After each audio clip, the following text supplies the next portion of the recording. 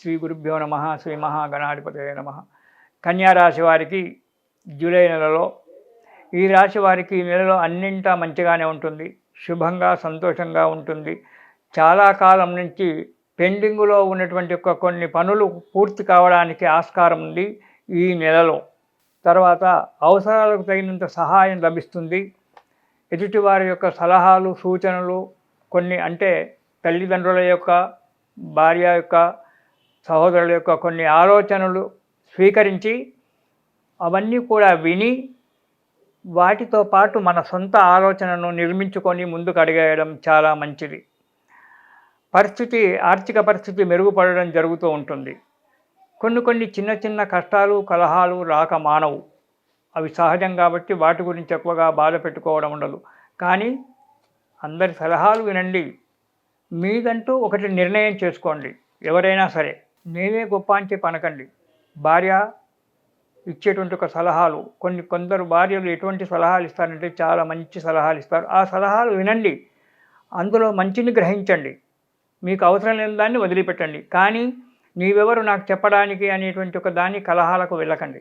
తల్లిదండ్రి కావచ్చు, సహోదరులు కావచ్చు, భార్య కావచ్చు, కుమారులు కావచ్చు, సంతానం కావచ్చు, ఇచ్చేటువంటి ఒక సలహాలన్నీ కూడా స్వీకరించి మనదంటూ ఒక నిర్ణయాన్ని ఏర్పరచుకున్నప్పుడు మన జీవితం సుఖంగా నడుస్తూ ఉంటుంది. కాబట్టి అలా చెయ్యండి. ఇక మొదటి వారం కనుక చూసుకున్నట్టయితే దేశ సంచారము, దేశాల మీద తిరగడం ఏర్పడుతుంది. అంటే ఏదో సన్యాసి అయ్యి వైరాగి అయ్యి చెప్పి దేశాల్లో తిరగడం కాదు. తీర్థయాత్రలు సేవించడమో, విలాసయాత్రలకు వెళ్ళడమో చేయడమో జరుగుతూ ఉంటుంది. దానివల్ల అనారోగ్యం ఏర్పడుతుంది, కొంత డబ్బు కూడా ఖర్చు అవుతుంది. అది సహజమే కదా. పనిరాని వస్తువులు తినడము, దేశాటనం చేసినప్పుడు పనిరాని వాతావరణం పడకపోవడము, దానివల్ల కొన్ని ఇబ్బందులు ఏర్పడము జరుగుతుంటుంది. బంధువుల చేత విరోధం ఏర్పడుతుంది. ఎందుకంటే చేతిలో బెల్లం ఉన్నప్పుడే ఈగలన్నీ మన దగ్గర ఉంటాయి. చేతిలో బెల్లం కరిగిపోయిందంటే ఒక్క ఈగ కూడా మన దగ్గరికి రాదు. అలాగే మన దగ్గర మంచిగా ఆర్థిక పరిస్థితి మంచిగా ఉండి డబ్బు మంచిగా ఉన్నప్పుడు 10 మంది బంధువులు చుట్టూరా ఉంటారు. నీకేం దొర అని పిలుస్తారు. ఆ డబ్బే కనుక నష్టపోయి మనం బీద పరిస్థితికి వచ్చినప్పుడు ఎవ్వరు కూడా దగ్గరికి రారు. కాబట్టి చాలా జాగ్రత్తగా ఉండడం మంచిది. కొందరి సహాయం చేత సమస్యలన్నీ కూడా పరిష్కారం అయిపోతాయి. కొందరు మీ మిత్రులు కావచ్చు, వాళ్ళు కావచ్చు, కొన్ని సహాయాలు చేసినప్పుడు అవన్నీ ఆ చిక్కులనేటువంటివి ఏవి రావు. సమయానికి సమస్యలన్నీ పరిష్కారం అయిపోయి సుఖంగా ఉంటారు, సంతోషంగా ఉంటారు. ఇక రెండవ వారం కనుక చూసినట్టయితే ఆర్థిక పరిస్థితి మెరుగ్గా ఉంటుంది, కానీ అధికమైనటువంటి ఒక ఖర్చులు వస్తాయి. ఆర్థిక పరిస్థితి మంచిగానే ఉన్నప్పటికీ ఆదాయానికి మించినటువంటి ఖర్చులు రావడానికి ఆస్కారం ఉంది. బంధువుల చేత, కుటుంబ సభ్యుల చేత కొన్ని మాటలు పడవలసి వస్తుంది. ఎందుకంటే ఎందుకు డబ్బు ఖర్చు అవుతుంది తెలియదు, డబ్బు నిలకడ ఉండదు, మనశ్శాంతి ఉండదు రెండవ వారంలో. దానివల్ల బంధువుల చేత కావచ్చు, ఇటు కుటుంబ సభ్యుల చేత కావచ్చు కొన్ని మాటలు పడడానికి ఆస్కారం ఉంటుంది. మీకు సంబంధం లేనటువంటి ఒక చిక్కులలో పడడానికి కూడా ఆస్కారం ఉంది. తగు జాగ్రత్తగా ఉండండి. అందుకే మధ్యవర్తిత్వం చేయకూడదు, మీడియేటర్గా ప్రవర్తించకూడదు. మనకు అవసరం లేనటువంటి విషయాల్లో జోక్యం కల్పించుకోవడానికి బాగుండదు. ఇక నిరంతరం మానసిక చింతన ఉంటుంది. ఎందుకంటే మీడియేటర్గా వెళ్ళినప్పుడు ఎవరో ఏదో అనడము, దానివల్ల మన మనసు బాధపడము, నిరంతరం కూడా నేనేం తప్పు చేశానని నన్ను ఈ మాట అన్నారు, నేను మంచిగా చెప్పాను కదా అనేటువంటి ఒక విషయంలో ఉండి చింతపడడం జరుగుతూ ఉంటుంది. ఇక మూడవ వారానికి వచ్చినట్టయితే ధనాదాయం బాగానే ఉంటుంది.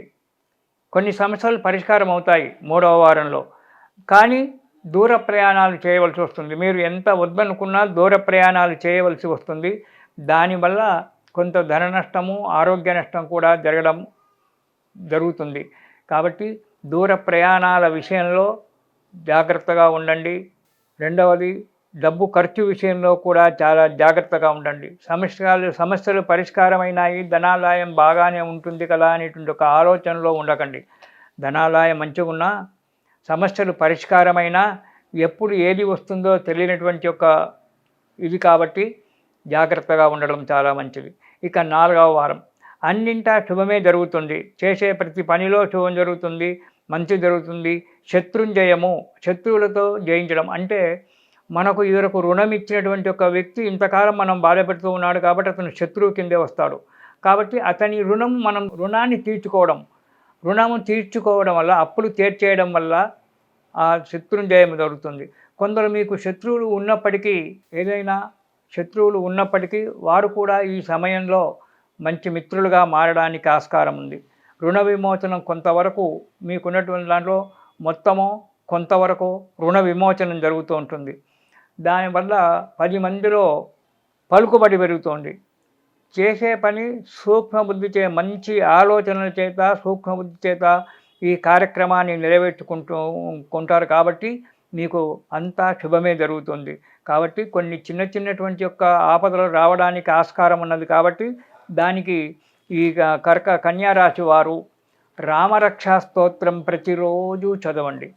ఈ రామరక్షా స్తోత్రం ప్రతిరోజు చదివినట్టయితే ఆ రాముడు నిరంతరం మన వెంట ఉండి మనను కాపాడుతూ ఉంటాడు. ఆరోగ్యం బాగా ఉంటుంది, మనశ్శాంతిగా ఉంటుంది, ప్రశాంతంగా ఉంటుంది. ఇది శుభం.